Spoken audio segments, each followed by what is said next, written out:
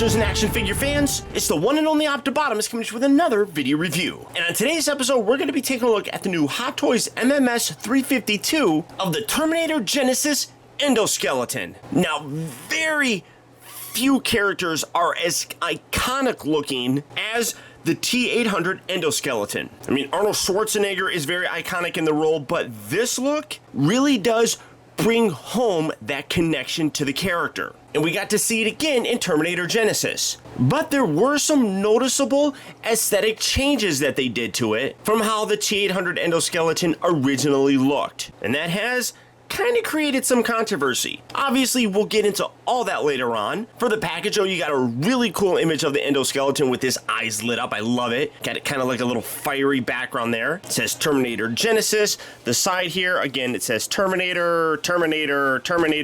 This is a bit of a kind of rough texture where the actual kind of picture is, and then on the white part, it's fairly smooth. And then when you shake it, or just plop it, there you go, set that there. The inside has the cast and crew that are responsible for making it, and it's kind of like seeing through the eyes of the Terminator, which I love it. I think that looks cool. And then this part here slides down, and then the inside has the figure as well as all of his accessories. Fairly standard in terms of the packaging, but still pretty nice nonetheless. So without further ado, let's get this guy out here and see how cool he actually is. Alright, so here we have the endoskeleton from Terminator Genisys opened up and out of its packaging. And much like all Hot Toy figures, you do get the instruction sheet, which I absolutely recommend going through. One thing that is amazing about this figure is it's absolutely one of the most intricate pieces that I've gotten in my collection. The only other one that I would really even kind of compare it to would be the Mark I version of Ultron. There is a ton of little pieces throughout the entire thing that come together to make the whole. And one thing that really is important is knowing how you can actually articulate the figure. So this shows you how to get the light up eyes going, how to articulate the head and even the jaw, come around to the back, and then you got a lot more. Basically, it's just how to articulate it. And then it also has interchangeable hands, which this has created a lot of, I don't want to say controversy, but it's problematic for a lot of people. And I'll do my best to kind of show you what I mean, but this will be your best friend as it is the case with many Hot Toy figures. So make sure you go through that. For his accessories though, he really doesn't come with a lot. For his hands, you can see he does have, I got two different ones on there. You have a fairly opened, just kind of relaxed kind of hand. You got a both right and left hand for that. Coming in to take a look at the details though, I mean, simply gorgeous looking amount of detail. Very nice silver paint. You got some nice black in there showing a good both kind of wear as well as almost like, you know, a metal wash throughout it, but you can see absolutely spectacular. Now none of these fingers are actually individually articulated. That's one part that does kind of stink, but because of the obvious skeletal nature of the fingers, it would probably be hard to get a joint in there that would, you know, aesthetically look good. But really very nice. I love that chrome that they got. I mean, in some lights you also get a little bit of a rainbow effect. So you do get both a right and left hand that's kind of relaxed like this. You do get, I think it's kind of hard to tell because several of them are very close to looking like one another. So you get a right hand that's kind of in a holding kind of pose. You get a couple other ones that are like that as well. So coming in to take a look at those, you can see that there is a slight sculpted difference. You got a little bit more of a curl with the fingers on this one than you do this one. So I don't know necessarily, and you can see like the fingers are a little bit spread more on this one than this one. I don't necessarily know why that is the case. I guess it just gives you the option to have the hands look a little bit different, I suppose. But again, great detail in there. You can see like a little bit of gold on the inside right there. You can see a little round kind of flex point. Obviously, like I said, there are no actual joints in there, but you can see that sculpted in the fingers, which it's amazing. This is one of the reasons why I love having a 4K camera, because this picks up all those gorgeous little teeny tiny details. So you do get a couple hands. Well, and these are left hands that are on it. So that's going to go on this hand, and I'll show how to swap that out. I'm going to leave that one on there because swapping them is a pain in the butt. So I'm leaving that, and I'll show you how to do it with this hand. And then you do also get a finger or hand that's kind of in a punching sort of looking position. Again, you can see some gold in there, which looks great. You got some additional details with the silver obviously thrown throughout it, but the sculpt of this is kind of in a fist, I would say. Maybe if you wanted to have the an endoskeleton punching somebody, I mean, you could do that with this. Just, again, stellar detail on the entire piece. Now, those are the only hands that you get. So basically, you're getting like 3 pairs or so. Well, not even really 3 pairs, because you get two here on the same hand. This goes on the left hand, and this one goes on the left hand. So you got, well, I guess you could kind of say that you got a total of 6 hands, but 3 and 3 on each, so it works. You also do get his giant laser blaster. Now, throughout the different Terminator movies, we've seen the Terminator utilizing different sort of weapons that look like this. Some people complain that this is too big, and it definitely is very large. And getting him to hold it, this is a fairly fragile figure. I mean, obviously, he's got very skeletal feet.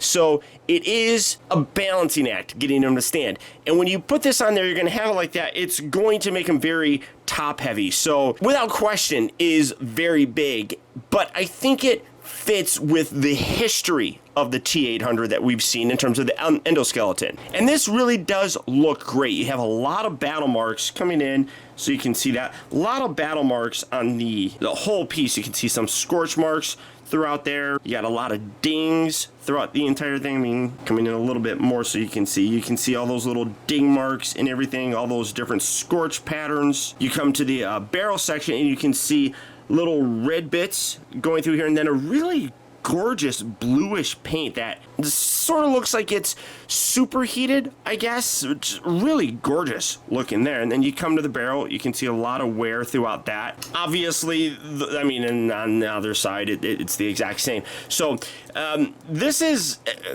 again, people have kind of issues with this. This feels a little bit loose. I'm trying to, no, that's just not fully secured on there. This piece here does flex up and down, which does help in terms of posing. So you can, instead of having it be really far, you can make it a very close kind of grip, which I like. But people have complained about this. I do think that it is problematic for this figure. The stand helps out that kind of balance a lot. I just think that the style and the fact that the T-800 usually walks around with a big giant laser blaster like this works. It's not what we've seen in previous ones. It is more specific to kind of this movie, I guess, but I still like it nonetheless. And I will be displaying him with this. I just think it looks cool. Now, he does come with a display stand. As you can see, you got some nice wear pattern on here, giving it a dirty, grungy kind of look. Says Terminator Genisys Endoskeleton.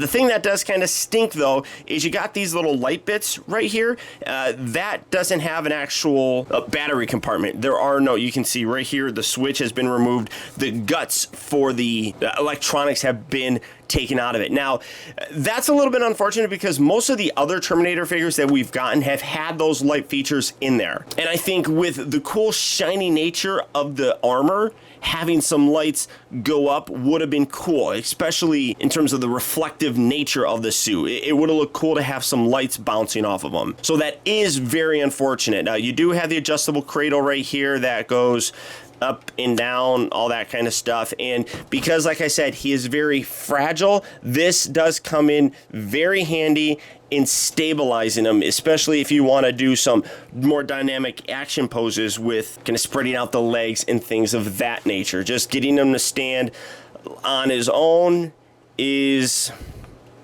tricky. You can do it.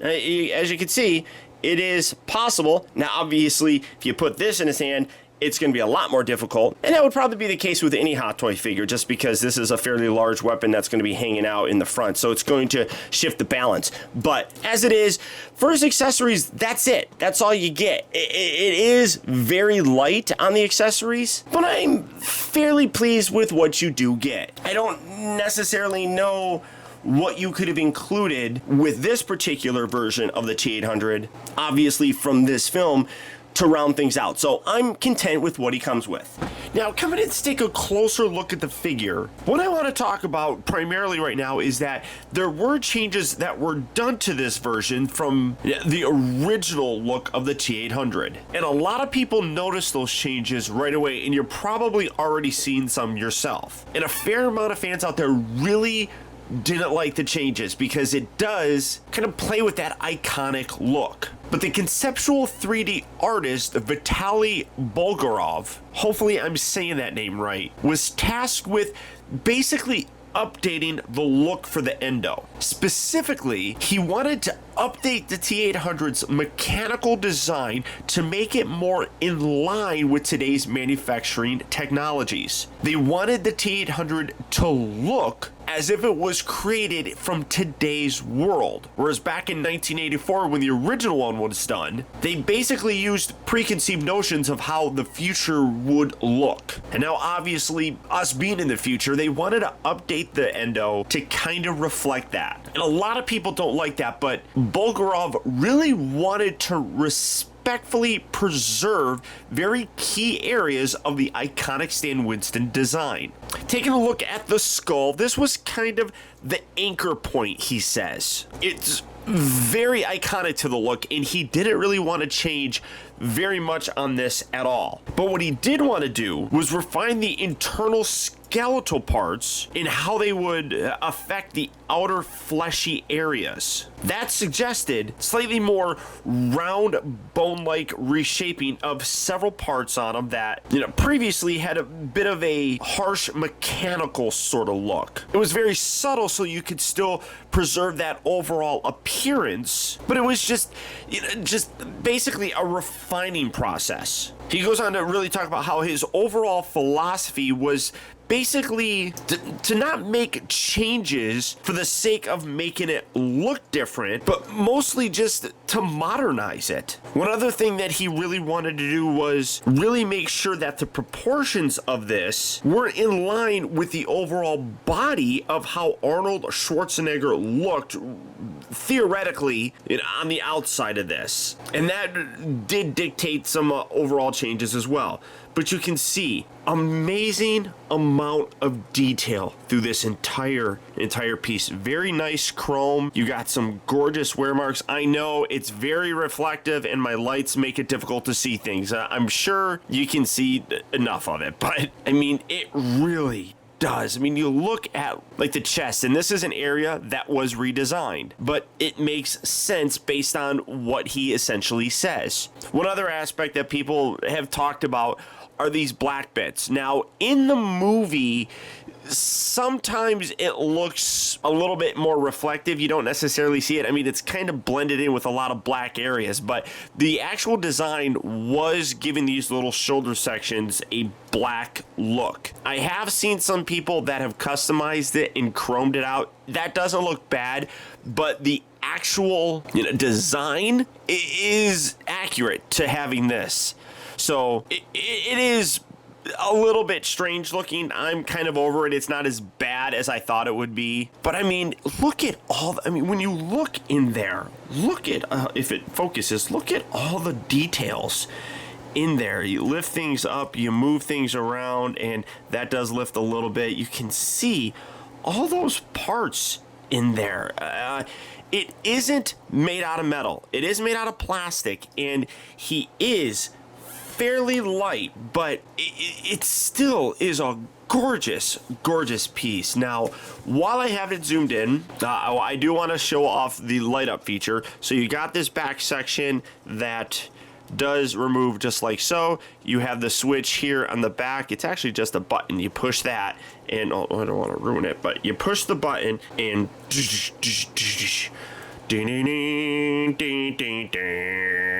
gorgeous red eyes. Oh man, that's definitely a figure that I wish that I could leave those lights on all the time because it just looks amazing. And then again, you push the button. I like actually how it's a push button as well as opposed to a little switch.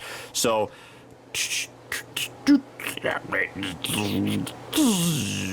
now he's dead. But I mean, gorgeous overall detail on this entire thing. Then you put that back on there. It's a little magnetic. Well, is it magnetic, or it might just be frictiony?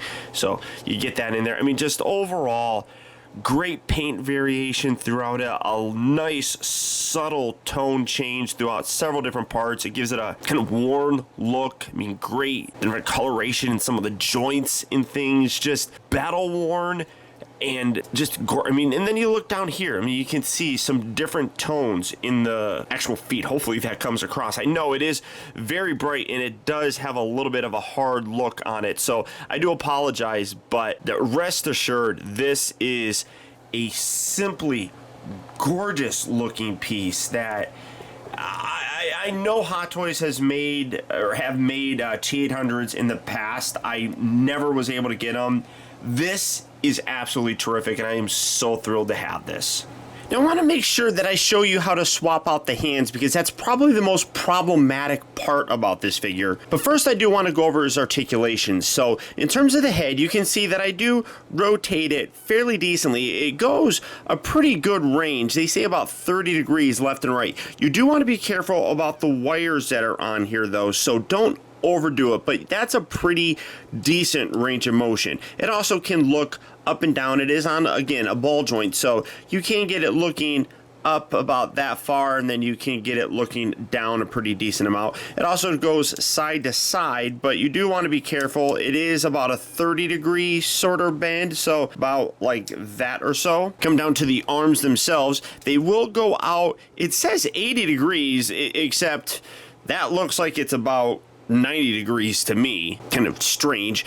It does have a bit of a shoulder joint that goes up, and you can see like pistons and everything. Everything has pistons. That's one thing that's amazing. So you do want to be careful, and it does say that sometimes if you overdo it, the piston will come out. So just make sure you fit that back in, and you shouldn't have any problems. But the shoulder does go up about 10 degrees. You can see it slotting a little bit. Both sides do that, so it goes up and then it comes back down just like so. Now you do have a rotation at the upper section, so you get a nice range of motion with that. You can, I should say, you can also move it to about, it says, I mean, it says about 130 kind of degrees, but in doing so, you can, like I was saying, pull this piece out. It does just fit right back in a little hole right down there. So in doing that, in keeping that all the way in there, you can get it to about there. And that's before the little wire comes out. So you just put that back all the way down and then just tuck that back down just like so. That's a very soft rubbery material, so that's nice that that actually flexes along with it. I showed you the rotation there. He bends at about 90 degrees here at the elbow, but then again, as you do it, you see the pistons move, and you do want to be careful. So I would recommend kind of, especially right here, this is very fragile plastic right down here, so make sure you hold it kind of here and just help it along, so you can see that that piston kind of retracts. This one extends out. As you move that back, that one comes out, that one retracts. I mean, that's really cool to have all those different parts moving in conjunction with everything else. He also does rotate down here at the forearm, which is nice, getting this up and kind of coming to the hand. The hand also does rotate, and then you see these pistons do move and flex along the way, which does get problematic, but because you have the rotation, what's going on here? Oh no, that just kind of moves around.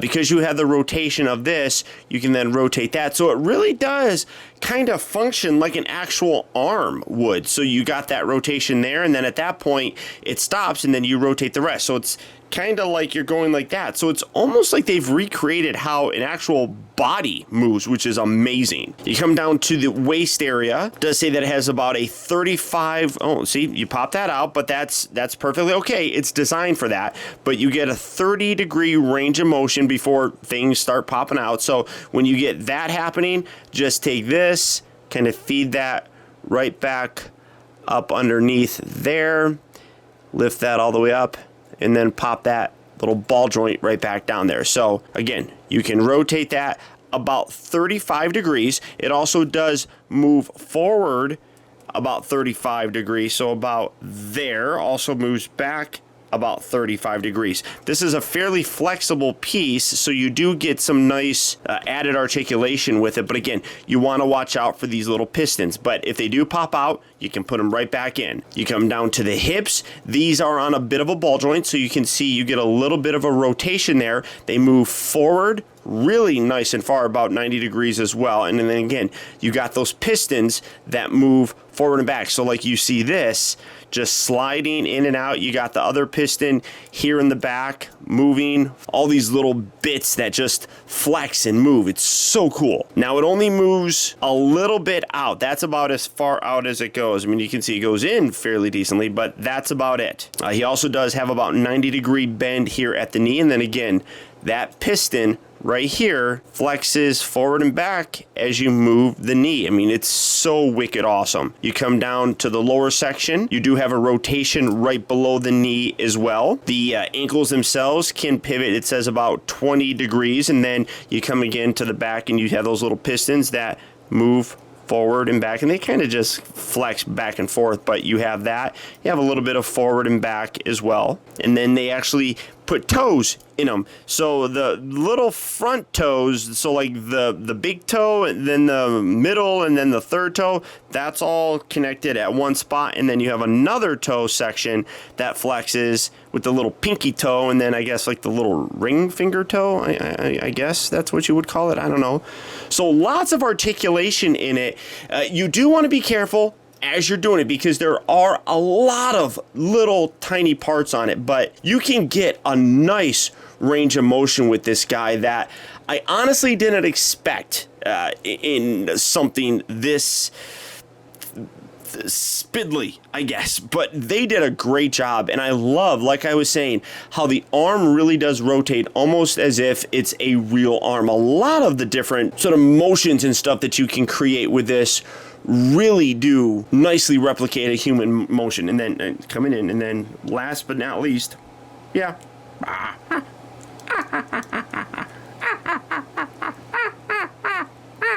Yeah, his mouth moves. So, I mean, good level of articulation in the guy. So if you do want to get him in some crazy dynamic poses, you kind of can. You are going to need the help of that in a display stand, because, well, I guess that's not anything out of the normal from another Hot Toy figure. So, or using that display stand, I should say, really does help you to achieve a lot of those poses, much like any other Hot Toy figure. So I'm really very impressed with what they did engineering-wise with this guy. Now, this is the part that is not very fun. Swapping out the hands. Unlike other ones where you just pull out the ball section and plug a new one in, you have these pistons. So, or you can just do it like that. Pull it straight down, and you can see it pulls these little pistons along with it. The problem with that is then you have to swap everything. So this is the hand that I'm going to put on, because I'm going to have him holding the giant cannon. So these are all attached via ball joints. So pull these apart very carefully, and then swap that on there. Do that on there. Kind of pull from the base so that it is nice and stable when you're doing it. You want to pull there and damage anything. So pull there, and then put there. Now, this is done. You don't need this anymore. Then you come around here, and this is where it does get, and you can even use something like this as like a battle damage arm. You then have to get these up into these little pieces right here, and at the same time match it with this. The problem is they're all different lengths, and you're sitting there and you're feeding it in, and it is a delicate process to do. I've gotten pretty decent at it. So I'm just going very slow.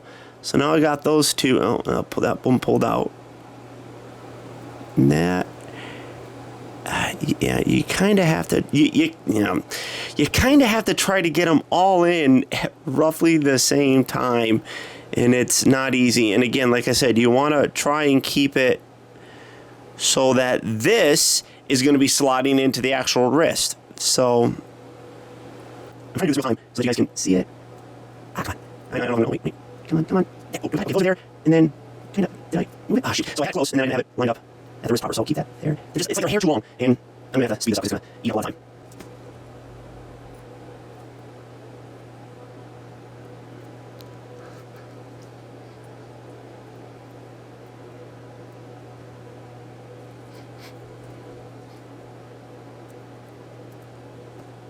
Aha, there we go. And then push it all the way in. So you can see it is tricky to do that. It's not a fun process, honestly. And sometimes I get it really quick. Sometimes it takes that long to do it. So people have complained about it. But in terms of getting a cool look for this, you get him holding this like so. Bring that around. Let's see. He's going to have it like that, so that's going to have to be extended out some. And after a whole lot of futzing and playing with things, when you're done, you can get him posed up, displayed, and looking absolutely terrifying. As one of the most iconic characters from 80s sci-fi, there was no doubt in my mind that I was going to pick this piece up. Yes, it is based off of the Genisys movie, which a lot of people don't like, but personally, I do enjoy it. And again, yes, there are some aspects of the actual design of him that has been changed. But as I talked about, those changes weren't done just for the heck of it. There was real functional reasons for the changes. The only aspect of the look that I don't particularly like would probably be the little black sections up here in his shoulders, but again, that is accurate. The chrome looks absolutely amazing on this. The battle damage in terms of the paint variation and the wear looks phenomenal. As you can see with the articulation, it is really well done. And while being made out of plastic and having a fairly light feel to them, there is a substantial amount of detail and parts involved with this piece. And I really do think that Hot Toys has done an amazing job. In terms of gimmicks, the only thing that I really don't like would be the swapping out hands. It does take some both practice and patience to pull off. And while sometimes it may be easy, other times may take a very long time. Accessory wise, he is fairly light, but I don't really know what else you could have included with this figure for this particular, representation of the character. As it is, I just think this looks cool. It is a very classic look for the T-800 endoskeleton, walking around in this skeletal structure, carrying a big giant cannon with him. I think it's awesome. So all that being said, if this is a piece that you'd like to add to your collection, he is available right now at Sideshow Collectibles. So all you have to do for that is click on the link down in the video description. You'll go to Sideshow where you can check out availability on this guy, as well as the rest of their wide range of Hot Toys 1/6 scale figures. But beyond that, guys, that's about it. Don't forget that if you like this video, to please hit that thumbs up button. It really does go a long way towards helping me out, and I'd really appreciate it. Also, if you're new here, be sure to subscribe in case you haven't already subscribed. That way you'll get instant email notifications whenever I upload a new video, and you'll never miss out on a future review of mine. Or hey, if you're already subscribed, now more than ever, it's important to make sure that you get those email notifications. We all know just how unreliable that YouTube subscription box is, and the best way to make sure that you don't miss a video of mine is to click on that little bell right below this video and double check your settings to make sure that they're set so that you get those email notifications. And as always, until next time, I'll be back.